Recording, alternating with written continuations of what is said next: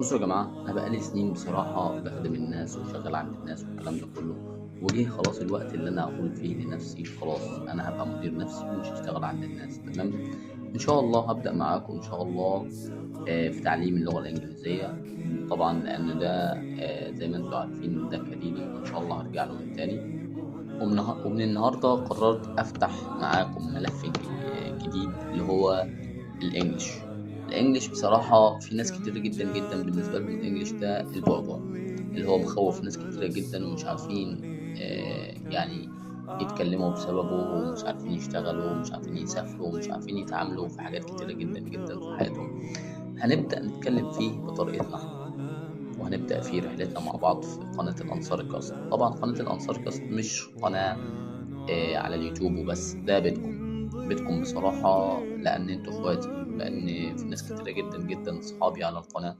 بتمنى إن احنا نكبر مع بعض، وبتمنى إن احنا نفتح رحلة جديدة ومرحلة جديدة نبدأ فيها مشوار جديد وطريقة جديدة ومشروع جديد. مشروع جديد هنبدأه إن شاء الله مع بعض آه، على قناة الأنصاري قصد. بتمنى إن انتوا تدعموني وتساعدوني وتكتبوا لي تحت محتاجين تبدأوا منين في الإنجليش، ولو محتاجين أي مساعدة نبدأ فيها مع بعض. وعلى الله إن شاء الله بإذن الله نتوكل. وبالنسبة للناس اللي هم محتاجين نبدأ معاهم من الصفر، فإحنا هنبدأ معاكم برضو من الصفر من ألف ب، بس مش بالطريقة المملة الخنيقة اللي هي فيها حصص ودروس مملة والكلام ده كله خالص. إحنا هنبدأ معاكم بالطريقة الشعبية المعروفة اللي هي الطريقة العادية خالص. مفيش واجبات، مفيش سبورة ولا طباشير ولا الكلام ده كله خالص. هنبدأ مع بعض بطريقة شعبية، كلمتين كده على الماشي نتعلم فيهم، نعرف مع بعض، ندردش فيهم مع بعض. يعني 5 دقايق كل يوم كده مع بعض. تمام. ناخد كلمتين على الماشي. تمام.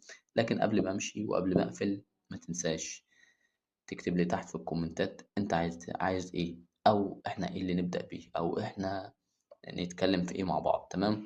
وكمان ما تنساش تشترك في القناة وتتابعني، لان ده هيبقى حاجة كويسة ليا وليكم. تمام.